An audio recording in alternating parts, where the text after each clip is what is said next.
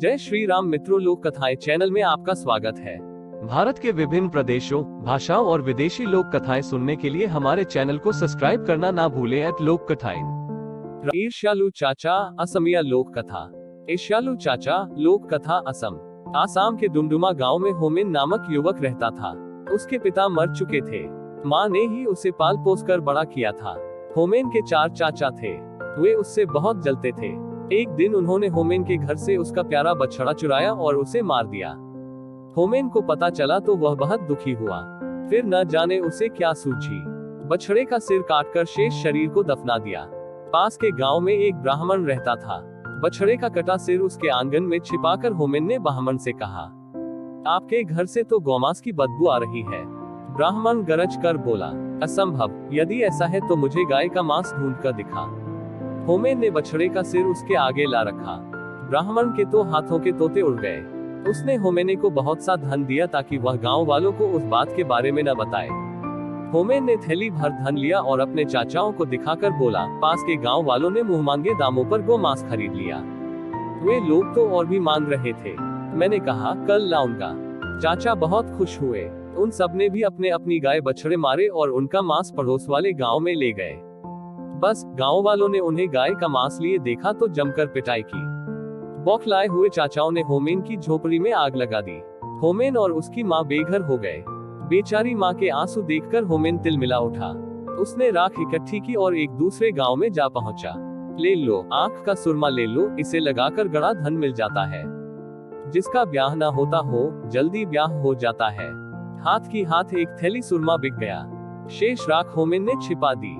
अपने चाचा के पास जाकर बोला, मेरी तो झोपड़ी की सारी राख बिक गई। चाचा ने हैरानी से पूछा, राख बिक गई? हाँ, इसमें क्या शक है, कहकर उसने पैसे दिखाए।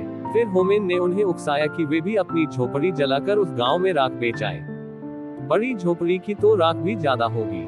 उसके सारे चाचा बातों में आ गए। चारों ने अपने अपने घर फूंक दिए और राख ले जाने की तैयारी करने लगे।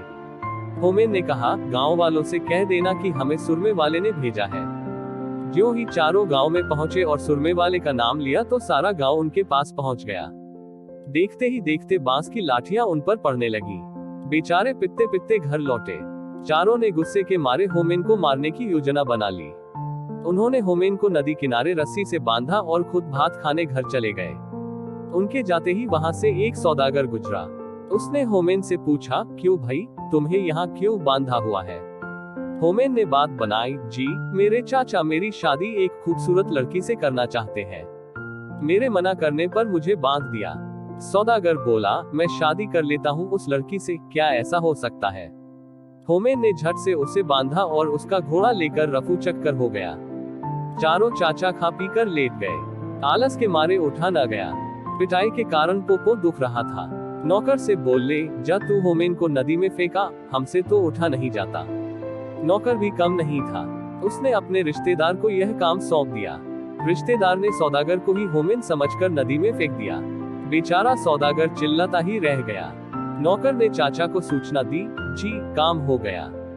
चारों मिलकर होमेन की मौत की खुशी मनाने लगे। होमेन ने पेड़ के पीछे छिपकर सब देखा और घोड़ा लेकर चाचाओं के पास जा पहुंचा। सबको प्रणाम कर बोला, नौकर ने गहरा धक्का नहीं दिया, इसलिए केवल घोड़ा मिला। यदि गहरा डूबता तो शायद बैल, गाय व हाथी भी लाता। चारों चाचा फिर उसकी बातों में आ गए। होमेन को पुचकार कर पूछा, क्या सचमुच नदी में पशु मिल रहे हैं? हाँ हाँ, आप लोग भी ले आओ, होमेन ने कहा। चारों चाचा आलस छोड़कर नदी की तरफ लपके। नौकर को भी साथ ले लिया। तट पर पहुंचकर नौकर को आदेश दिया, हम चारों को जोर से पानी में धकेल दो। नौकर ने आज्ञा का पालन किया।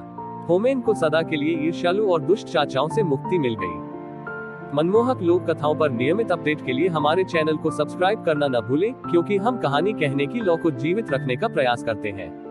हमारे किसी भी आगामी एपिसोड को देखना न भूलें, जहां हम भारतीय लोक कथाओं के खजाने से अधिक छिपे हुए रत्नों को उजागर करेंगे।